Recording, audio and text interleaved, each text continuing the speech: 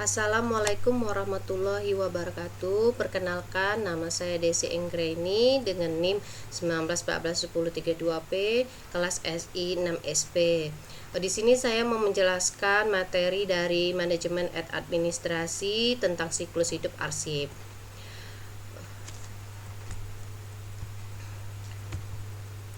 Di sini saya akan menjelaskan sedikit definisi siklus hidup arsip. Itu merupakan konsep penting dalam rekod manajemen.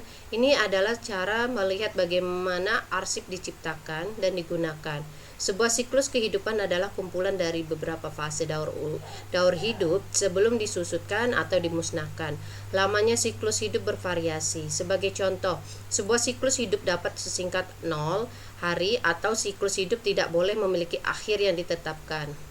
Masing-masing tahap siklus kehidupan itu berlangsung selama jangka waktu tertentu dan menunjukkan suatu kegiatan pengelolaan catatan khusus bahwa administrator arsip kinerja di awal dan di akhir fase. Bersama-sama meliputi tahapan durasi dari kehidupan. Setelah arsip dibuat, itu harus diajukan sesuai dengan yang ditetapkan. Skema logis ke dalam repositori yang dikelola, di mana akan tersedia untuk pengambilan keputusan atau kebijakan oleh pengguna yang berwenang. Ketika informasi yang terdapat dalam arsip tidak lagi memiliki nilai langsung, catatan data yang akan dihapus dari aksesibilitas aktif tergantung pada sifat dari arsip tersebut. Dengan demikian, hasil akhir dari suatu arsip adalah baik dimanfaatkan, disimpan, disusutkan, atau dihancurkan. Baik, di sini kita akan melihat siklus hidup arsip dalam perusahaan. Di mana yang pertama itu terdapat ada penciptaan, pemanfaatan, penyimpanan, retrieval, dan disposisi.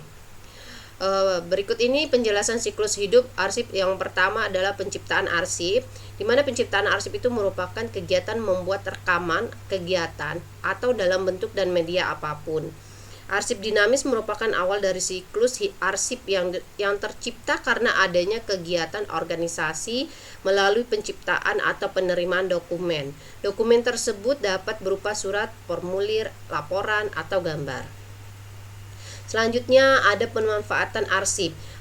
Pemanfaatan arsip ini adalah proses dari pemakaian arsip untuk kepentingan organisasi. Penggunaan arsip sendiri itu terdiri dari langganan atau nasabah, karyawan sesama unit kerja, dan karyawan dari unit kerja lainnya. Penggunaan arsip sering dikali dilakukan oleh atasan dan karyawan baik dari dalam organisasi maupun luar organisasi.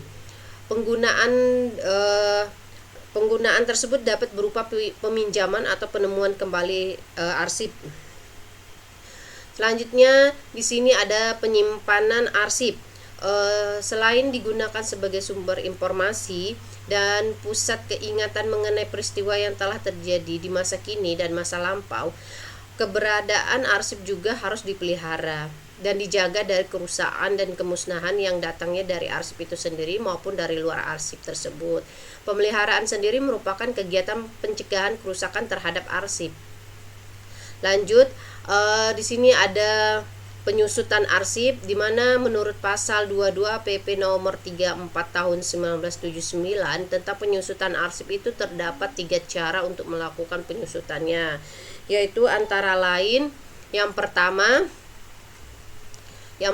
itu adalah memindahkan arsip inaktif dari unit kerja ke unit kearsipan atau dari bekas aktif ke berkas inaktif. Yang kedua, menyerahkan arsip statis ke Arsip Nasional Republik Indonesia. Selanjutnya, memusnahkan arsip yang tidak bernilai guna berdasarkan peraturan yang berlaku. Namun sebelum melakukan penyusutan, arsip terlebih dahulu dinilai. Kegiatan penilaiannya itu mencakup pemindahan arsip dari unit pengelola kepada penyimpan arsip dan kemudian pengelolaan arsip. Terakhir yang 5 itu ada disposisi. Disposisi ini siklus ini merupakan arsip yang sudah habis masa simpan dan tidak mempunyai nilai keputusan yang dianggap permanen.